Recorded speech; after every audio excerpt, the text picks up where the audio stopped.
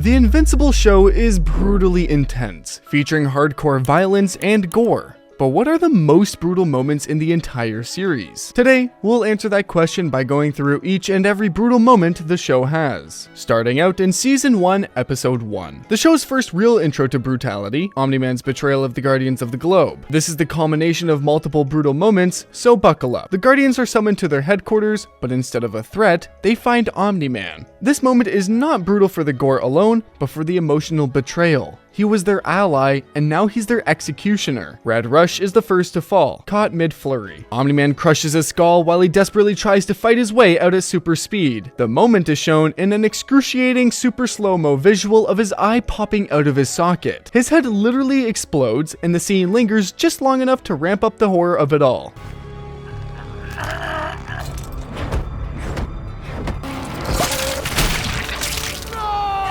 Next is Darkwing, foolishly going for an attack against Omni-Man, who easily catches him and slams him to the floor like a limp noodle. The sickening cracks and shattering of his body might be brutal, but not as brutal as Omni-Man throwing his body at Green Ghost for a distraction, so that he can impale her head on his fist.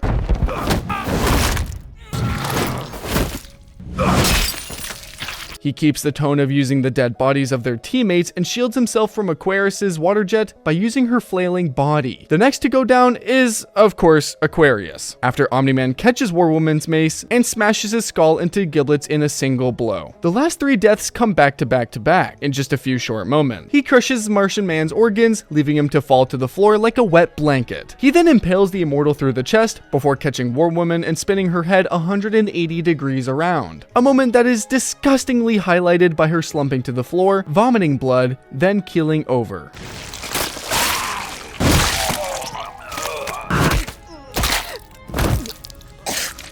Omni-Man finishes the onslaught by returning to the Immortal and decapitating him. An absolute slaughterhouse montage to start with, but stick with us, as it only gets worse. After the brutal massacre of the Guardians, the second episode picks up with the world reeling and Mark trying to become a hero. But this episode proves, even when Omni-Man isn't on screen, people still die horribly. Starting with the first wave of the Flaxen invasion, they attack Earth through a portal. Civilians are vaporized, crushed, or riddled with alien weapons. It is a chaotic war zone. One woman gets cut in half by a beam of energy, another is crushed under debris, and blood and body parts are scattered across the screen. A cop gets vaporized by laser fire. Invincible, in the attempt to save an old lady, is shot down mid-flight and crashes, revealing her mangled body. It is truly horrifying. Just when it seems like they might win, they rapidly decay. Their tech fails, their skin rots, and they collapse in piles of bones and screams. That is, of course, not the end of the Flaxen threat. Omni-Man decides to take the fight to them, and, no longer constrained by his guise as a hero, commits genocide. Destroying their cities, killing their leaders, he literally punches the planet into submission to add insult to injury. Just as he leaves, he drops a city-sized chunk of the planet on the remnants of a decimated city, a Flaxen father and their youngling looking up in despair. Another shockingly brutal moment at the hands of Omni-Man, but it doesn't end there. Moving along to episode 5, he smashes into the building and throws a forklift to pin the leader to a cabinet. When it seems like he's not interested in outright killing, he proves us wrong. Snatching up a gun and throwing it through the head of one of the gunmen, smashing it open like a ripe watermelon. He crushes another between two shelves and kills a third by throwing another person into him so hard that his chest collapses. A weapon unto himself, he doesn't even need to react to kill. A gunman shoots at him, and the bullet ricochets off and into his own forehead, the hole almost allowing us to see clean through.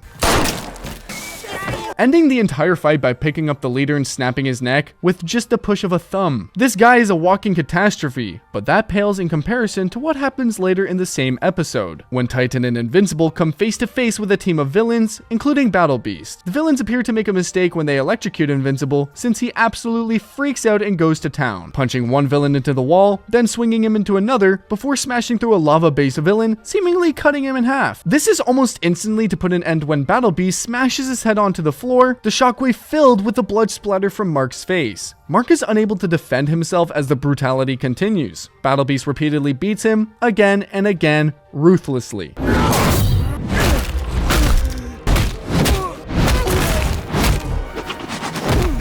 The Guardians try to intervene, but they are very quickly put in their place. Before Battle Beast returns to Mark and smashes him in the chest with that mighty mace, an explosion of blood and Mark's screams follow, and Battle Beast licks the blood off his maw. A truly terrifying combatant.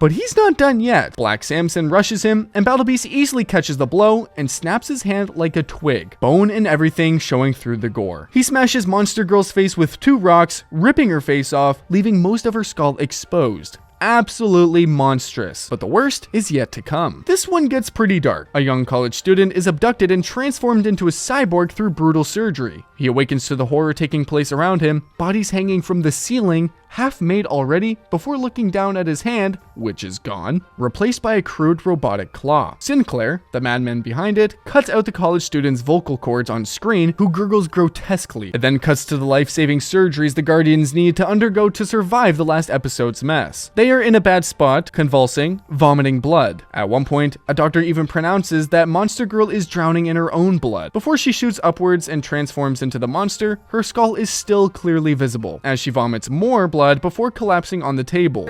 Cranial swelling. She's drowning in her own blood.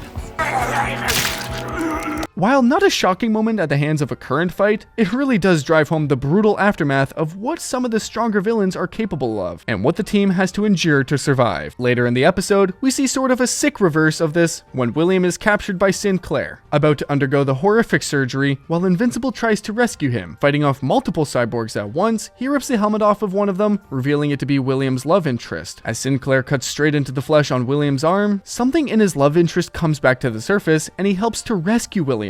In the final moment of the encounter, Invincible backhands him so hard that his jaw turns to mush. Though it's definitely cathartic, but still nothing compared to what's to come. In episode 7, a much sadder moment occurs as Rudy cradles his dying original body, a small deformed creature. It wheezes and coughs, dying as it tells its clone to enjoy life and change the world. Rudy tearfully offers to help his original body, who asks to die instead. We are forced to sit and watch as he draws his last breath, slowly and painfully. It is truly a tragic moment, one that is undeniably brutal. But now we are coming to the end of the season, where the brutality ramps up to 11. Omni-Man is looking for Mark, but in his search, he comes across Donald, Cecil's right-hand man. Donald goads Omni-Man into attacking, and he obliges happily by grabbing Donald's spine like a squishy toy. Donald goes out like an absolute madman though, and detonates the house after telling Cecil, "It's been an honor." It's been an honor. Pissed but alive, Omni-Man flies in search of Mark before Cecil unleashes an absolutely devastating orbital laser, one with as much punch as a small nuke, hitting Omni-Man directly. A true spectacular shot of the explosion lights up the entire scene. As Omni-Man continues his search for Mark, he is again confronted by Cecil, who has more than a few tricks up his sleeve. He drops a pod of reanimant onto Omni-Man. They are lightning fast and swarm him in seconds, smashing him into the floor and breaking through it. They bite at him, claw at him, and do anything they can to inflict as much damage and pain as possible. They are the bodies of dead soldiers, forced to fight an incredible threat. Omni-Man is only slowed down a little bit, ripping the first one in half by bracing its head against his knee and pulling at its legs till it is ripped in half, thankfully off screen. He punches the head off the second one and squishes the head of another on the floor like a bug, before on screen ripping the last in half and shoving the floating camera inside its corpse. Just wow. But it doesn't stop there. It only gets worse, because the Immortal is back. He goes straight for Omni-Man, enraged and out for blood. The fight is brutal, but short. The world watches as Omni-Man punches the teeth out of the Immortal's skull. They smash each other through the air and into the ground. Before Omni-Man once again impales him on his fist, it comes out of his back on screen and in gruesome slow motion, blood exploding everywhere. But the Immortal fights back, trying to gouge out Omni-Man's eyes, jamming his thumbs deep as Nolan screams in pain. He finally cuts him in half with one fell blow, and the Immortal falls limply through the sky to the floor. Ending the episode as Nolan turns to his son, "I think you know what's coming next." Hands down, the most brutal moment in the entire first season. It's basically most of the entire episode, so let's get into it. It starts with the Immortal hitting to floor right in front of us in 2 sickening, squelching thuds. Covered in gore, Omni-Man tries to reason with Mark, revealing the truth. The brutal truth. His entire home planet was made perfect by a cull of sorts, where the strong killed the weak. The Viltrumites brutalized each other in pursuit of perfection, leaving mountains of bodies in the aftermath. Mark, not having any of this, goes on the offensive and their fight begins. He starts off gentle, only grabbing Mark by the throat and slamming him around. Then Cecil scrambles the jets, who are less than effective. Omni-Man goes after them like a shark in the water, smelling blood. He smashes the fuselage of one, allowing the pilot to eject, and Mark catches him. He even gets a chance to thank Mark before Omni-Man menacingly slams into the ground right behind him in a chilling moment. He scolds his son for wasting his effort before exploding the man's face right in front of him. The gore lands all over Mark's face as he catches the headless corpse. So much effort. For what? Omni-Man returns his attention to the surviving pilot. Mark, enraged, goes on the attack. Omni-Man almost teases Mark about how his killing the pilot disturbed Mark before punching him directly in the face, which sends him flying into the city. The shockwave alone kills multiple people. In an attempt to save some people from a collapsing building, Mark is left among the rubble holding only a ripped off arm. Mark barely gets a second to look around at all the death and destruction before Omni-Man returns to ramp it up even more. Omni-Man continues the mental brutality, telling Mark every human life is worthless, calling his mother worthless, trying to crush Mark's spirit as well as his body before slamming him into the metro system, where we get the most shocking moment of the episode. He picks up Mark and faces him towards the oncoming train. He struggles helplessly as it smashes into them in brutal slow motion, Mark's flailing body as the bodies of people crash into them and are ripped apart in the hundreds.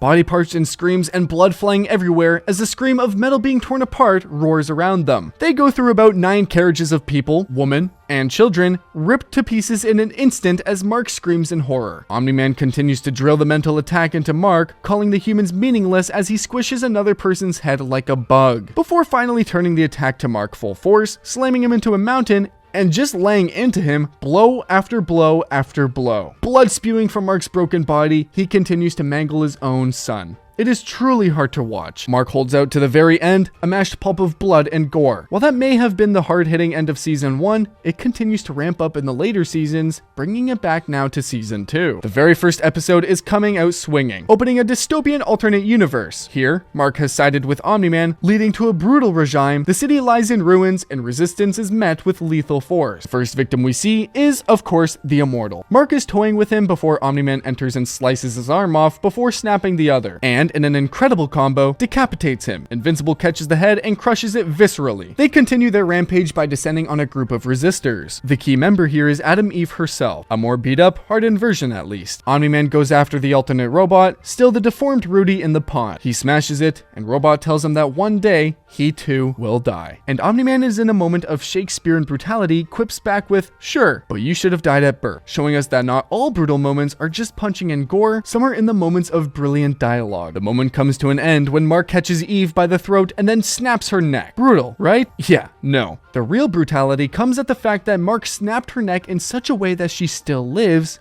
just paralyzed, prisoner in her own body. The episode comes to an end with another brutal moment at the hands of Angstrom Levy, a name you will be hearing a lot more later on. As Mark struggles to fight multiple variants of the Maulers, they overwhelm him and begin kicking the hell out of him while he is on the floor. Mark once again removes his helmet and the machine he is powering explodes and disintegrates the Maulers. They die in a fiery explosion that erases even their bones. It's not over yet. The post-credits scene shows that a single Mauler, horribly burned and scarred, survive. He finds Levy, now a terrifying mutated monster, with an enormous oversized brain covering most of his back now, and he swears vengeance against Invincible. More on that later though. For now, it's on to episode 3. It's a moment far from the main cast. So far, it's halfway across the galaxy, in fact. It's Alan's first encounter with the Viltrumite scouts. While he is brave enough to stand up to them, he is definitely no match. They take turns slapping him around, doing more and more damage in the pursuit of their information. The moment only lasts seconds, but it feels like hours watching it unfold. Alan becomes more and more brutalized until it becomes apparent that the Viltrumites have grown bored with their game. One punches his eye out clean out of its socket, but it remains attached, floating around through space grotesquely. Another follows up by severing his arm from his body. Eventually, the one that punched his eye out impales him and his guts explode out of his body. It truly is just downright awful to watch, as his girlfriend at the time can attest.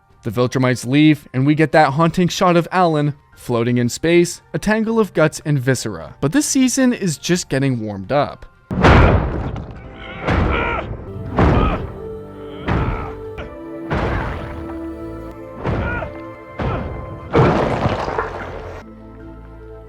The Viltrumites arrive on Thraxa, hot on the heels of Nolan and Mark. A Viltrumite named Lucan finds Mark and is about to seriously hurt him when Nolan pushes back. The first fight here is short, but is pretty brutal due to the fact that Nolan slices open Lucan's gut, and he has to hold his intestines in with his hands. He then pins Lucan to the wall using a stalagmite before finding his new family and calling on Mark to help him with the remaining Viltrumites. They find the aftermath of the Viltrumites' carnage on Thraxa, and after Nolan struggles with his newfound humanity, the other Viltrumites make themselves known. The fight is brutal, cutting between Mark and Nolan respectively. Mark is very quickly overwhelmed by his opponent. She seems to have him dead to rights, flying off with her hair wrapped around his throat. If not for Nolan, who dive bombs her off of Mark, it might have ended there. She's quick to come back though, and started expertly cutting Mark up with her hair dagger. Mark, seemingly having had enough and focusing on the dead bodies of multiple Thraxan, begins to fight back properly. The fight culminates in an astonishing set of quick cuts between him and Nolan, fully showcasing the brutality of the fight. People are slammed, sliced, and splattered with blood left, right, and center, ending with Nolan crushing the male Viltrumite skull just like Red Rush's. Particularly gruesome as he tries to hold what's left of his skull together, but no time for that, as the female Viltrumite stabs Mark in the gut, leaving a particularly grievous wound there. Mark calls for his dad, who smashes her jaw open, leaving her to groan and choke on her own blood. Just awful. And it's not over yet. Lucan, seemingly alright, launches a sneak attack and snaps Nolan's back like a glow stick. Still holding his guts in with his one hand, the three of them collapse and lose consciousness. It really is a horrifically brutal fight. One that ends with Mark left there a crippled, broken mess, while Omni-Man is taken off to be executed, adding an emotional gut punch to the end of all the, well, actual gut punches. Backing away from the more visceral, brutal moments, let's focus on a more emotionally brutal moment. Donald, seemingly alive after the events of Season 1, begins to question Cecil and pulls at the string of how he could possibly still be alive.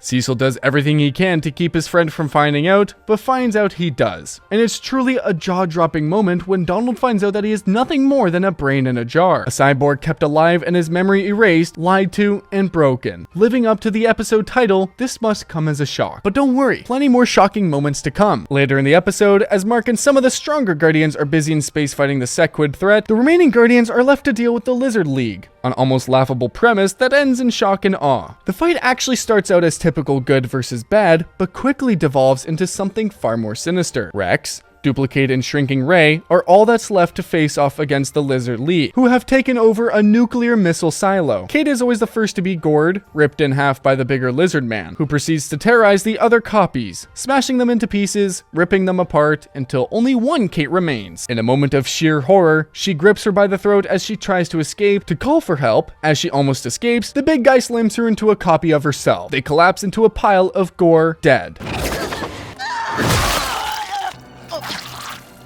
The shot really lingers on the horror of the scene, their bulging eyes, and the blood and tangle of their limb. And it only gets worse from here. Ray is pissed and crawls into the eye of a lizard man and expands enough inside of his head to kill him, pushing her way back out by fully removing his eye with a triumphant scream. But she gets eaten by the big lizard man. She tries to expand, and the scene is just Cronenberg levels of nasty. His neck bulges horrifically as we hear Ray scream in fury, screams that turn very fast to screams of fear. The big dude starts to cough up blood and tense down, trying to crush Ray within him. But we can hear the snapping and gurgling, and she seems to die too. It's so hardcore, but it keeps getting worse. Rex manages to explode one of the lizard men clean in half as he panics and tries to get away. He's muttering and mumbling the whole time as the big dude, once again being a nasty freak, bites his hand clean off. Rex falls to the floor screaming, but apparently had a trick up that sleeve. The sleeve that was now in the big guy's mouth as his head explodes. Charged energy from Rex is the culprit. It seems to be over as Rex laughs like a lunatic before he gets shot in the head. Blood splurts from the hole and he collapses, seemingly dead. It seriously is a gruesome scene. Again, lingering on Rex for just a little too long. Thankfully, Rex isn't dead. He gets up coughing and spurting blood. Deaf to the threats of the lizardman, he punches into him with his broken stump, mashing the lizardman's face into a pulp, being the nasty cherry on the a-hole cake of gruesomeness. Thankfully, the punches died down a bit, but they definitely did not end there. Coming up to the final episode of the season, one filled to the brim with some truly brutal moments, let's dive in. Starting strong almost immediately with the return of Angstrom Levy, using Mark's greatest weakness against him, his family. He has Debbie by the neck as she is holding baby Oliver. It's a tense moment. Angstrom throws throws him into multiple dimensions. Each time he comes back, Angstrom dives deeper into his menacing monologue, threatening the death of Oliver, who is, again, a baby. Giving reason to some of Angstrom's madness, we see a flashback of an alternate version who was terrorized by an evil variant of Mark, something that will also definitely come up again later. Debbie takes her chance to attack, but sorely regrets it as Angstrom slams her into the table by her throat, leaving Oliver to scream in terror as he snaps her arm in half like a toothpick.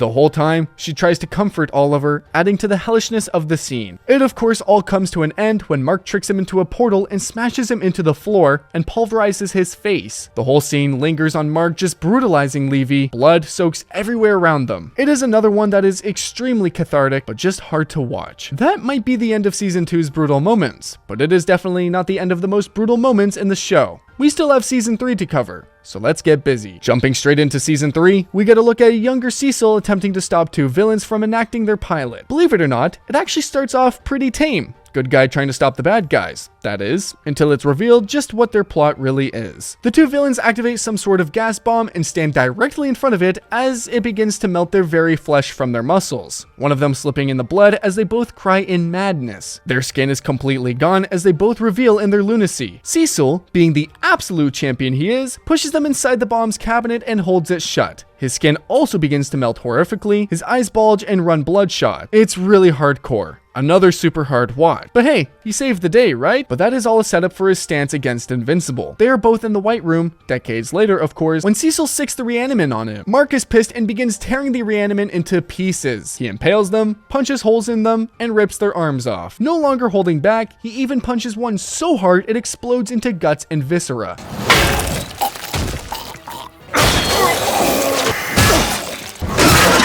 Then we get the Viltrumite nullification frequency for the first time. Mark screams in pain, and Cecil appears to have the upper hand. A moment of brutality punctuated by the tortured screams of Mark. But this is only beginning of the brutal moments in Season 3. Coming now to a more emotional brutal moment, we get a hauntingly silent short of two villains robbing a bank. The scene isn't very long, but it shows the two villains' struggles, just trying to survive. They even try to quit crime, become legitimate members of society, and try to find work. It quickly becomes apparent that they aren't cut out for normal life. Desperation punches them back into crime, all of this made worse as the once healthy flower in their apartment as it slowly dies. And this story comes to a shockingly abrupt end when Mark and Oliver take them out, just another day for them, but the end of the villain's desperate attempt to survive. Speaking of Oliver, the next brutal moment comes at his hands also. During an escapade from the Mahler twins to a launched nuke, Mark is forced to chase the nuke, leaving Oliver alone with the twin. Not yet understanding the need to hold back, he punches the jaw off one of the twins, but he doesn't stop there. He punches clean through the second twin, killing him instantly, and as the other one begs for mercy, he uppercuts his head off. Oliver walks the line between being a hero or being like his father, and the Mahlers are very dead. The punches keep rolling. Our next brutal moment is Mark facing down King Immortal. The entire resume in itself is pretty brutal. Humanity under the heel of a despotic tyrant. The world in shambles. But the real brutality comes in the Immortal's pleas to be killed. His desperation to finally be put down like a sick dog. He forces Mark to oblige. Mark rips his head off clean, screaming as he does so. The whole thing leaves a sick taste in Mark's mouth. And ours, to be honest. On to a slightly more lighthearted moment of brutality, but it's still pretty gory if I'm being honest. Later in the same episode, Alan finally springs Nolan from space jail. The whole scene is pretty gruesome, with Alan clumsily killing the fragile guards, him freeing the battle beast. But the whole thing culminates in an awesome fight with the two Viltrumite guards in the middle of executing Nolan. The killer combo at the end is the best part. Alan flings a Viltrumite into open space, and he and Nolan collide through his face in the sickest bro fist I've ever seen. The blood flying around with pieces of the Viltrumite's face in there too. Poor Battle Beast floats laughably off while ripping into what's left of the other Viltrumite. But things are about to get really heated up in the last half of the season. Jumping into the next episode, Multipol's near escape from the prison is just sick. In order to escape, he makes so many clones of himself to blow the door off its hinges. Packed in the tiny cell, they begin to crush each other, exploding, and bones cracking, horrific gurgling noises, and just rivers of blood. It's pretty gnarly. Yet still nothing compared to what's to come. We come now to see the tragic story of Powerplex, a desperate man out for vengeance for his family who died during the Omni-Man's rampage. The consequences of Season 1 are apparent even now. When he finally gets Invincible to step forward, he's faking to kidnap his baby son and wife. The whole situation is already incredibly morbid. That is, until in a fit of rage and power, he unleashes an energy wave that kills both of them. The shot lingers on his wife and child for way too long. They're horribly charred corpses right in our face as Powerplex sobs among the ashes of his dead family. I don't even have words for this one. Probably the most emotionally brutal moment of the entire show. So far, that is. Moving away from emotional tragedy, let's get to the real meat of the final 2 episodes.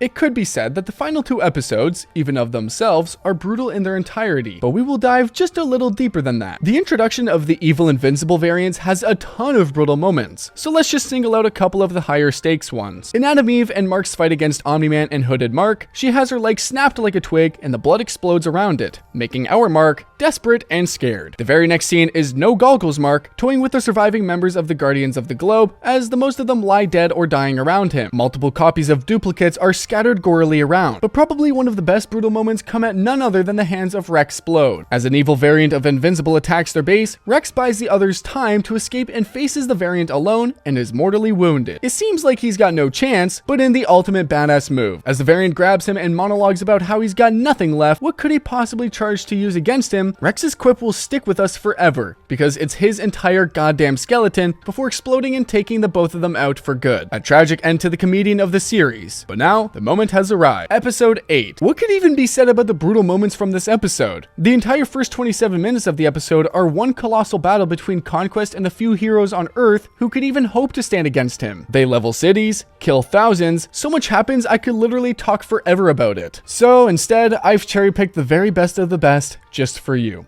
The first one is Oliver rushing into the fight. He is set up so smoothly. The animation is just mwah, chef's kiss. He punches Conquest off of Mark before artistically gliding into a flashy slide, rushing Conquest and declaring big ass beatdown coming up before Conquest brings a smackdown so brutal it's actually hilarious. Oliver bounces off the shattering pavement like a limp golf ball. It's sick. Moving on, but sticking with Oliver, a moment that is definitely not funny. When Conquest hoists him above his head, holding him by his legs and head, and begins to pull, giving a monstrous monologue about how good it feels to rip someone in half. Oliver screams, the squelching, the sound of tearing and stretching. It's just so brutal. Thank God it did not last too long. Of course, we come now to Adam Eve's bout with him. She doesn't even do too bad for a little while before, of course, Conquest punches her face half off, then impales her straight through the torso, her blood exploding across the screen. The sound of her gagging on her own blood echo in her ears as she falls to the earth, her guts flapping around like wet noodles. It's just horrible. But the final, and in my opinion, the best brutal moment of the season comes as Mark takes his ultimate revenge. Mark, one-handed, starts to brutalize Conquest. Conquest snaps his other hand, so he uses his face. He headbutts Conquest again